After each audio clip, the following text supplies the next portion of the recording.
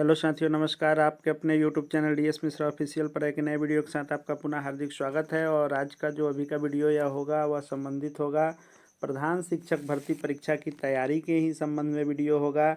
और डीएलएड 75 अंक की तैयारी के लिए जो मेरे द्वारा क्वेश्चन आंसर के प्रैक्टिस सेट लाए जा रहे हैं, उसी कड़ी में आज प्रैक्टिस सेट 8वां होगा। जो डीएलएड यूनिट वाइज के प्रैक्टिस सेट मेरे द्वारा लाए जा रहे हैं, उसके आज यूनिट तीसरे को हम लोग पढ़ने वाले हैं। और तीसरे यूनिट के चौथे पार्ट के क्वेश्चन आंसर को हम लोग देखने वाले हैं।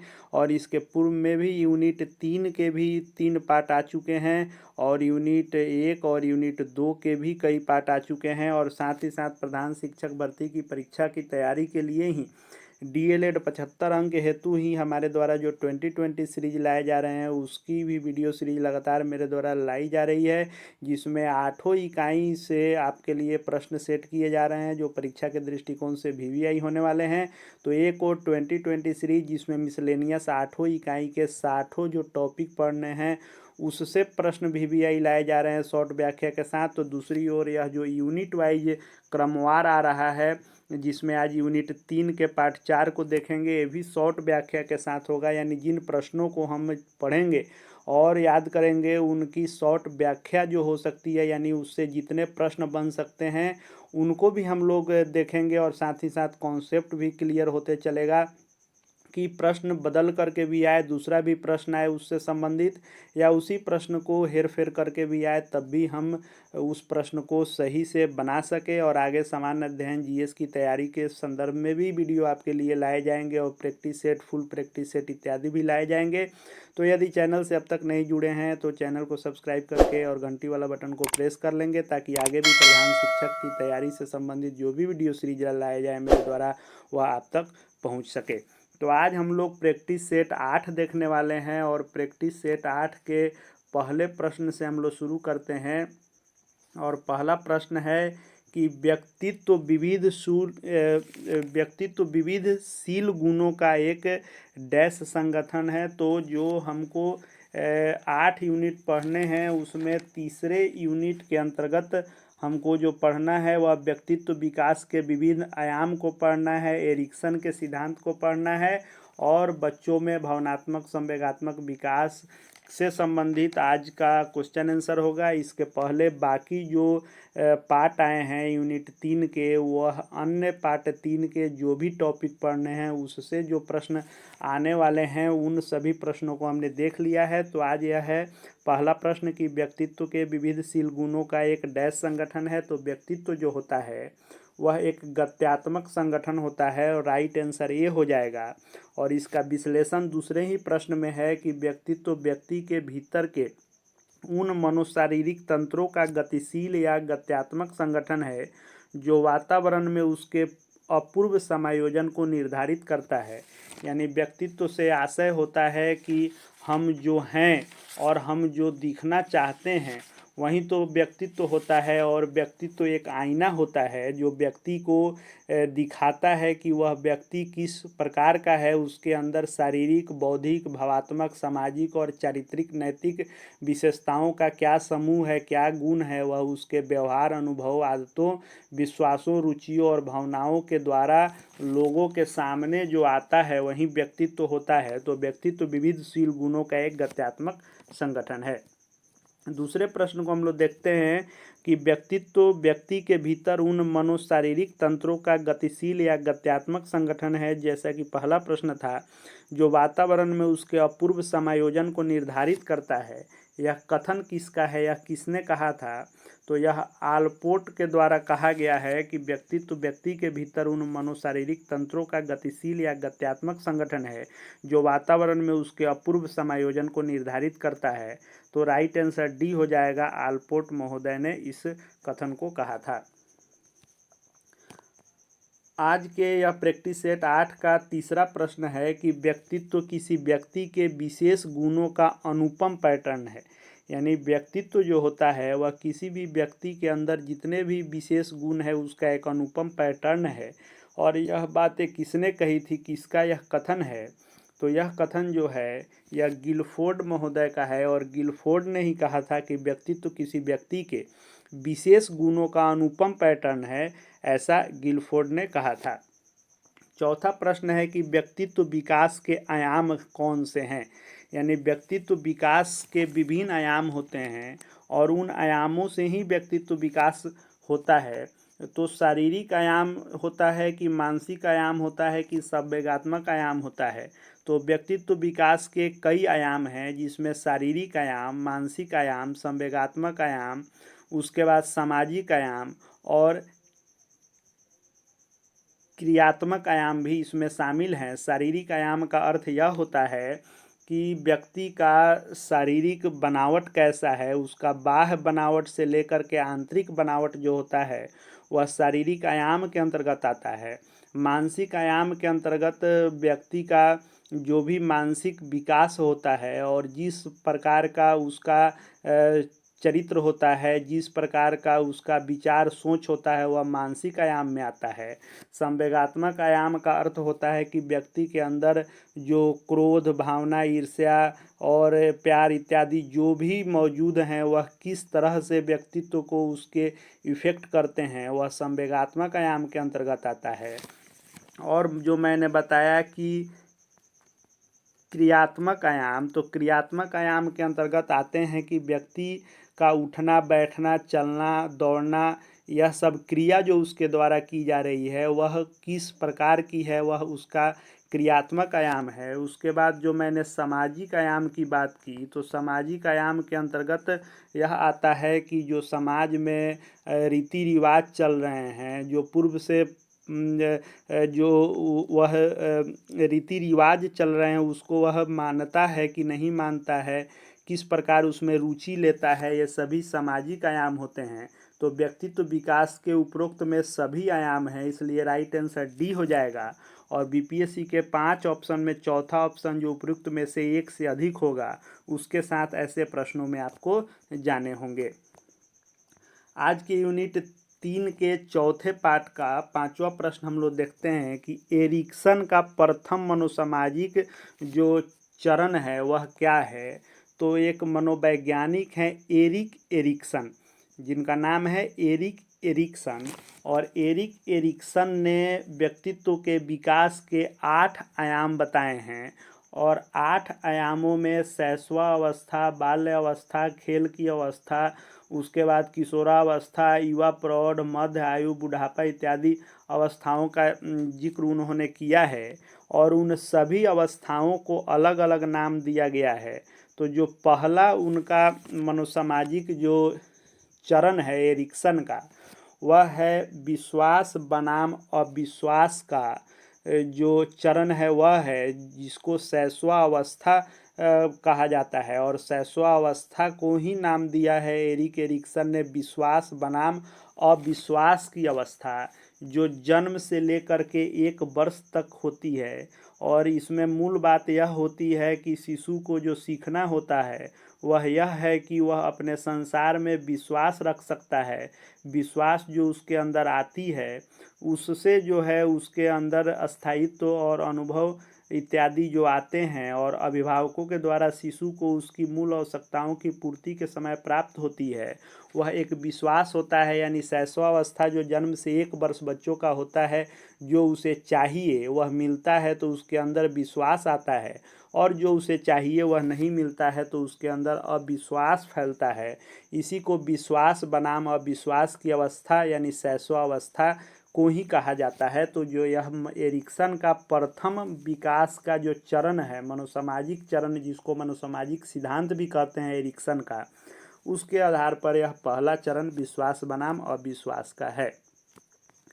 छठे प्रश्न को हम लोग देख लेते हैं कि एरिक्सन के विकास के तीसरे चरण में किस आयु वर्ग के बच्चों को सम्मिलित किया जाता है।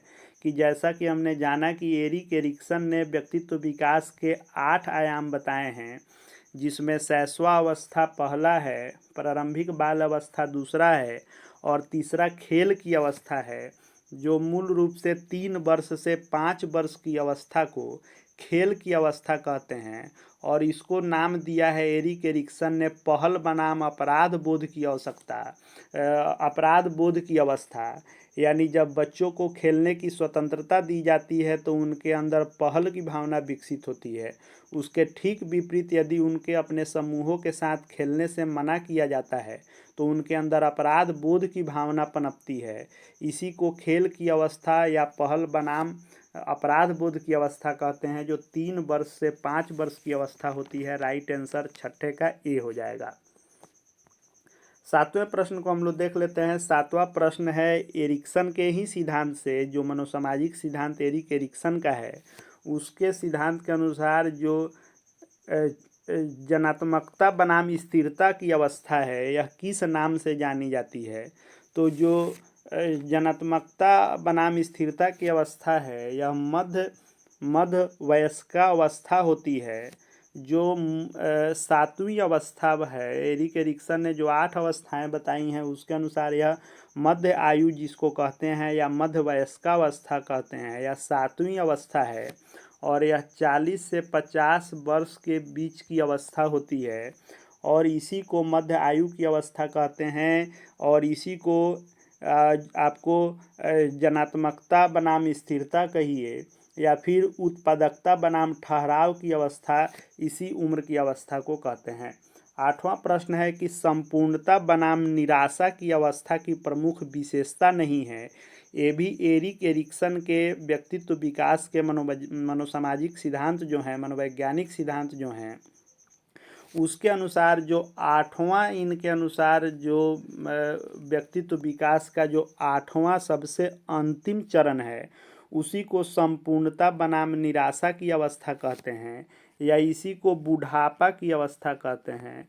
तो बुढ़ापा को ही संपूर्णता बनाम निराशा की अवस्था कहते हैं, जो 8वीं अवस्था है। और यह प्रश्न यह कह रहा है कि संपूर्णता बनाम निराशा की अवस्था की प्रमुख विशेषता नहीं है, यानी दिए गए ऑप्शन में 3 हैं और 1 नहीं है। तो संपूर्णता की भावना का अनुभव यह तो होता है, इसमें उदासीन प्रवृत्ति भी होती है, क्योंकि संपूर्णता बनाम निराशा की जो अवस्था होती है इसमें बुढ़ापे में व्यक्ति यह समझता है कि उसे जो मिला और उसने जीवन में जो पाया उसको वह स्वीकार कर लेता है कि यही जीवन चक्र है और यह मेरे लिए अच्छा था और मैंने जीवन संपूर्ण कर लिया, तो उसमें संपूर्णता की भावना आती है। वहीं जबकि वह अपने पूरे जीवन से असंतुष्ट हो जाता है कि मैंने जो जीवन जिया इसमें जो मुझे करना चाहिए वह मैंने नहीं किया, तो यह निराशा की भावना आती है। इसी को संपूर्णता बनाम निराशा की भावना कहते हैं और अवस्था कहते हैं। और इस अवस्था में कल्पनाशीलता की प्रधानता नहीं होती है, क्योंकि इसमें कल्पना व्यक्ति नहीं करता है, क्योंकि यह व्यक्ति की अंतिम अवस्था होती है। आज के डीएलएड यूनिट के सीरीज का यह 8वां प्रैक्टिस सेट है और इसका 9वां प्रश्न है कि मानव व्यक्तित्व को प्रभावित करने वाले प्रमुख कारक कौन कौन हैं। यानी वंशानुक्रम या वातावरण या संवेगात्मक स्थिति कौन से इसमें हैं जो मानव व्यक्तित्व को प्रभावित करने वाले प्रमुख कारक हैं। तो मानव व्यक्तित्व को जो प्रभावित करते हैं वह 2 प्रकार के कारक होते हैं। एक अंतः कारक होता है, एक बाह्य कारक होता है। तो वंशानुक्रम और संवेगात्मक स्थिति ये 2 ऐसे कारक हैं जो आंतरिक कारक होते हैं और वातावरण जो होता है वह बाह्य कारक होता है। तो यदि पूछता कि कौन सा बाह्य कारक है तब वातावरण होता, लेकिन यहाँ सीधा पूछ रहा है कि मानव व्यक्तित्व को प्रभावित करने वाला प्रमुख कारक कौन है। तो चूंकि आंतरिक और बाह्य की यहाँ बात नहीं है तो दोनों ही इसमें शामिल होंगे, इसलिए राइट आंसर डी हो जाएगा कि यह सभी जो हैं वह मानव व्यक्तित्व को प्रभावित करने वाले प्रमुख कारण हैं। जो चौथा ऑप्शन उपयुक्त में से एक से अधिक जो बीपीएससी का ऑप्शन रहेगा उसके साथ आपको जाना होगा। 10वां प्रश्न देख लेते हैं कि व्यक्तित्व को प्रभावित करने वाले जैविक कारकों में सम्मिलित हैं।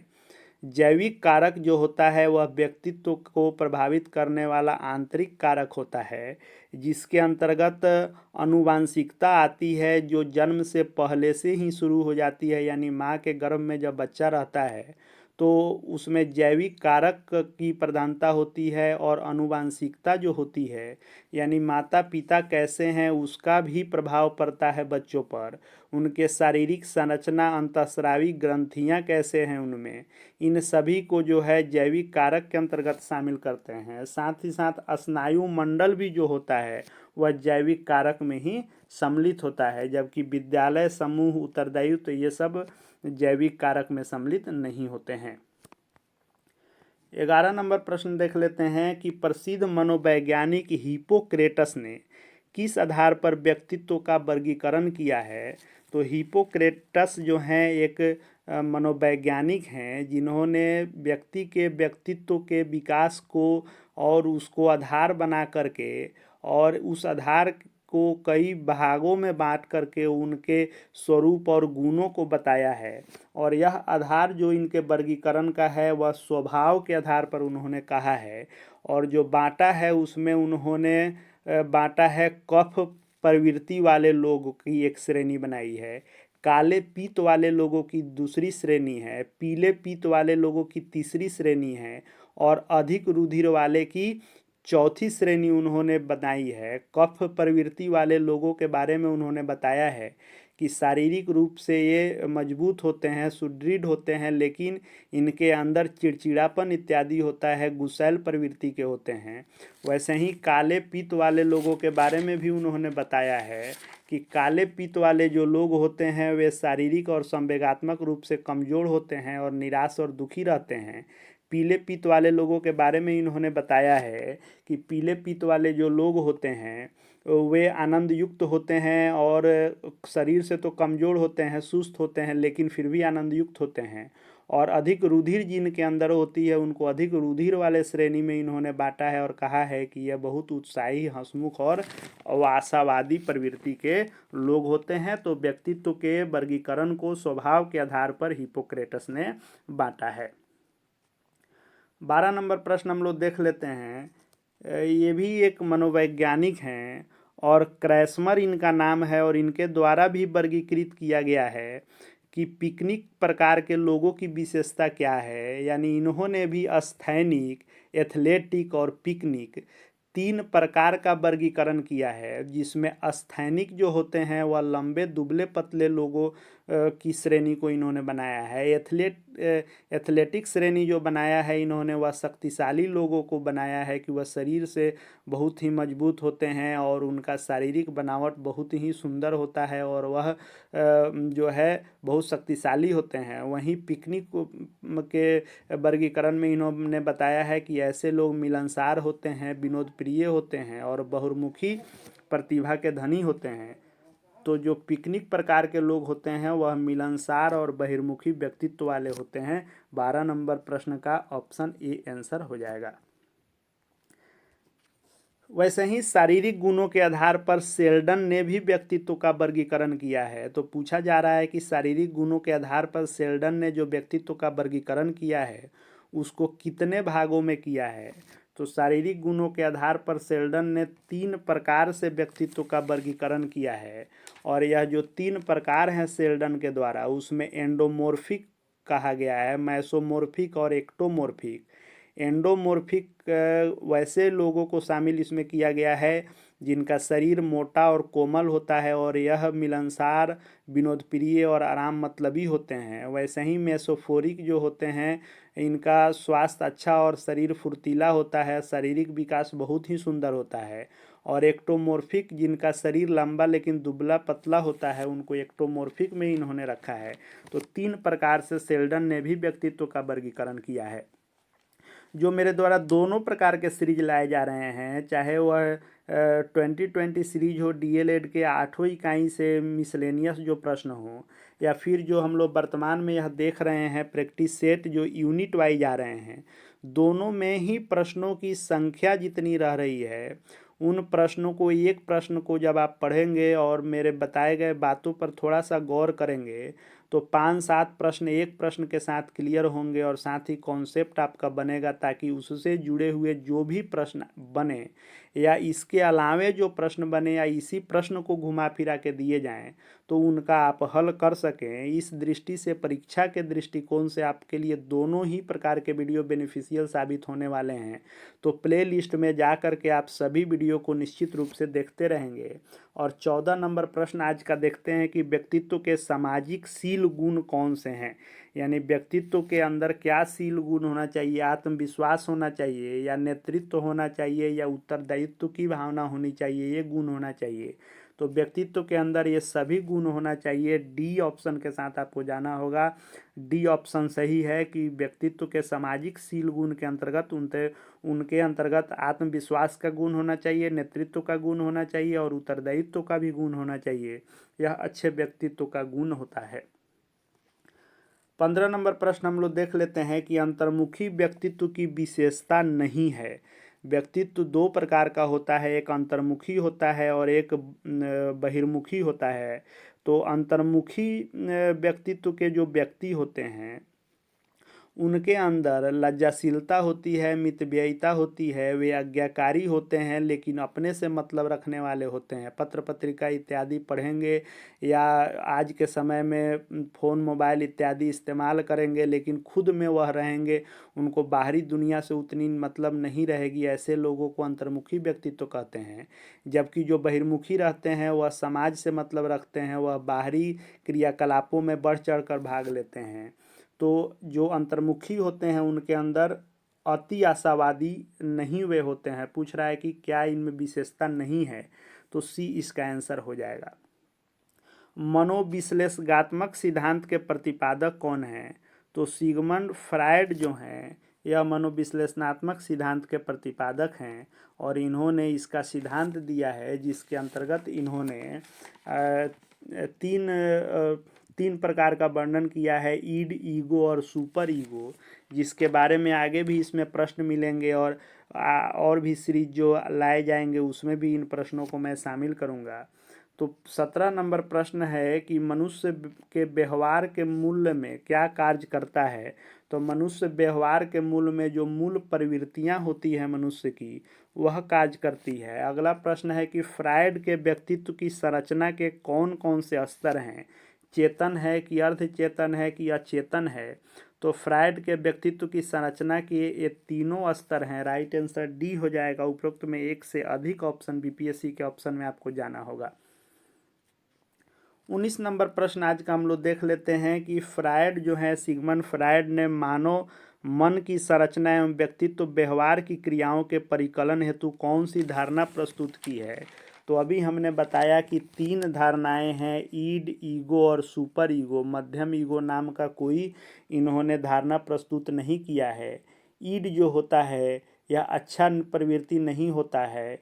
इसके अंतर्गत रीति रिवाजों इत्यादि के उल्लंघन करने और अपने को ही जो है सर्वोपरि मानने की प्रवृत्ति होती है। ईगो जो होता है यह इसको रोकने की प्रवृत्ति होती है। और सुपर ईगो जो होता है इसके द्वारा वास्तविकता की परवाह न करके आदर्शों पर बल दिया जाता है और सुख और आनंद की प्राप्ति के स्थान पर नैतिक और आदर्श मूल्यों की प्राप्ति ही इसका उद्देश्य होता है।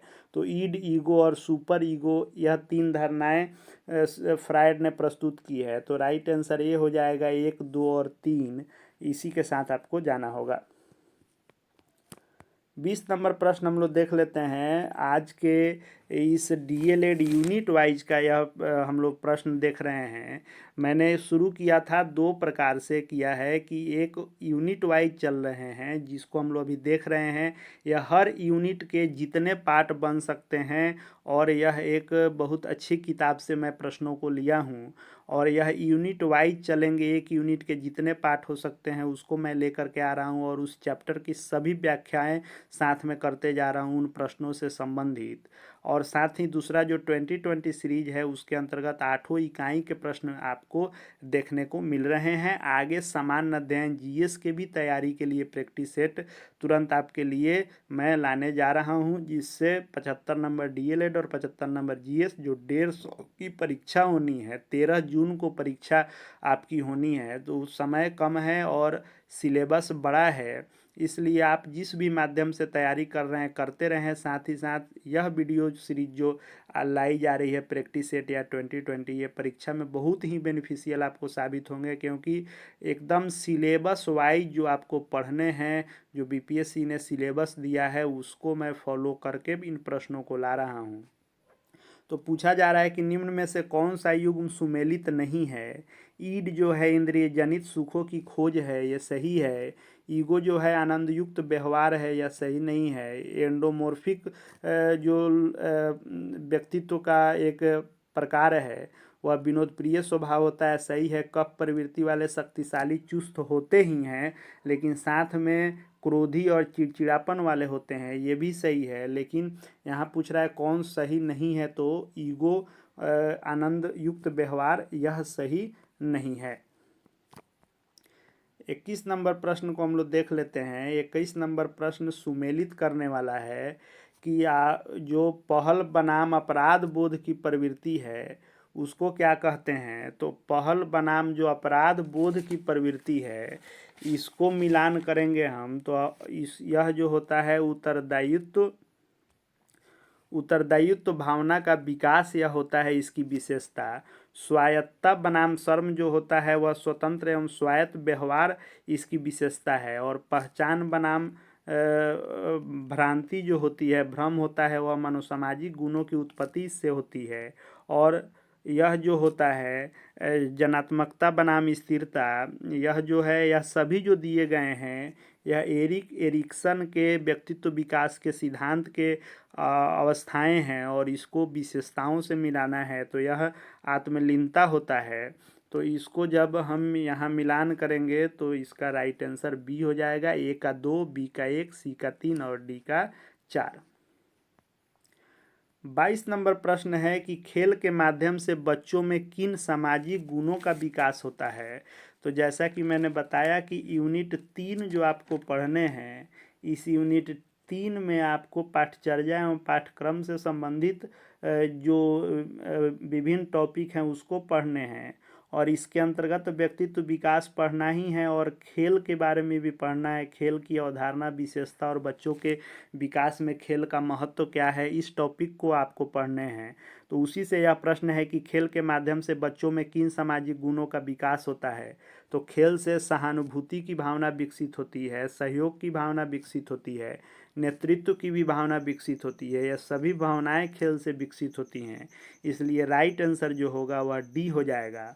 23 नंबर प्रश्न है कि संस्कृत का शब्द स्पर्ध जो है वह स्पर्ध का क्या अर्थ होता है। तो स्पर्ध से ही स्पर्धा बना हुआ है जिसका अंग्रेजी कंपटीशन होता है, इसलिए स्पर्ध का हिंदी रूप प्रतियोगिता होता है। जो खेल वाले चैप्टर से ही यह प्रश्न है कि खेल यानी प्रतियोगिता जो है वह संस्कृत शब्द स्पर्ध से बना हुआ है। 24 नंबर प्रश्न को हम लोग देख लेते हैं कि खेल भागीदारी सामाजिक पहचान बनाने में सहायता करती है, या किसका कथन है। तो एन रोज वाटर ने कहा है कि खेल भागीदारी जो होती है वह सामाजिक पहचान बनाने में सहायता करती है। 25 नंबर प्रश्न को हम लोग देख लेते हैं कि बच्चों के विकास में खेलों का क्या महत्व है। यानी बच्चों में जो खेल हम कराते हैं उससे कौन सा विकास उनका होता है। शारीरिक एवं मानसिक विकास होता है कि सामाजिक एवं संवेगात्मक विकास होता है कि अनुशासन एवं सहनशीलता का विकास होता है। तो खेल से शारीरिक और मानसिक विकास भी होता है, सामाजिक एवं संवेगात्मक विकास भी होता है, अनुशासन एवं सहनशीलता का भी विकास होता है। ये सभी सही हैं, इसलिए राइट आंसर डी हो जाएगा उपरोक्त में सभी। और जो बीपीएससी का ऑप्शन होता है चौथा और पांचवा, वह चौथा उपरोक्त में एक से अधिक और पांचवा उपरोक्त में से कोई नहीं। इन दोनों को विशेष करके समझना होगा और ख़ास करके डीएलएड में ही जहाँ अधिकांश प्रश्नों के सभी ऑप्शन आपको देखने में सही ही लगेंगे, वहाँ प्रश्न भी आपको थोड़ा समय दे करके पढ़ना महत्वपूर्ण होगा और ऑप्शन पर भी विशेष ध्यान देनी होगी, तभी आप सही प्रश्नों को बना पाएंगे। तो यह जो है हमने आज के इस 8वें प्रैक्टिस सेट में देखा, यूनिट 3 का यह चौथा पार्ट हमने देखा और इसके प्रश्नों को हमने देख लिया पीछे भी यूनिट 1, 2 के भी कई पार्ट आए हुए हैं। इन सभी वीडियो सीरीज को आप देखते रहेंगे। आज के इस वीडियो सीरीज को हम लोग यहीं विराम देंगे और अगला यूनिट 4 जो इसी सीई का उद्देश्य पाठचर्या की समझ इत्यादि है और शारीरिक शिक्षा बिहार में प्रारंभिक बाल अवस्था देखभाल और शिक्षा की वर्तमान स्थिति इत्यादि को जो पढ़ना है उसको मैं लेकर के आऊँगा। उसके भी यही पार्ट हो सकते हैं, जितने पार्ट हो सकते हैं वह पार्ट वाइज मैं लेकर के आऊँगा और 2020 सीरीज भी जारी ही है। तो प्रधान शिक्षक तैयारी के लिए कोशिश है कि बचे हुए लगभग 1 महीने में पूरी कोशिश है कि आपको अच्छे से तैयारी कराने के लिए हर तरह के वीडियो, चाहे डीएलएड के लिए हो या सामान्य अध्ययन के लिए हो, समयाभाव में से भी समय निकाल करके आपके लिए लाया जाए। इसलिए अधिक से अधिक सपोर्ट करें, चैनल से जुड़ जाएं, चैनल को सब्सक्राइब करके बेल आइकन को प्रेस कर लें। साथ ही साथ अगर लगे कि आपके प्रधान शिक्षक की तैयारी के लिए यह मेहनत आपके काम आ रही है तो वीडियो को अधिक से अधिक लाइक करें और शेयर करें। साथ ही साथ हमारे Telegram channel DS Mishra official, जिसका लिंक इसके डिस्क्रिप्शन बॉक्स में है, उससे भी जुड़ जाएंगे। वहाँ शिक्षा जगत, शिक्षकों से संबंधित हर लेटेस्ट अपडेट आपको मिलते ही रहेंगे। मिलते हैं अगले वीडियो सीरीज के साथ, अगले प्रैक्टिस सेट के साथ और अगले यूनिट के साथ। तब तक आज के इस वीडियो सीरीज को हम लोग यहीं विराम देते हैं। इस वीडियो को देखने के लिए आपका बहुत बहुत धन्यवाद।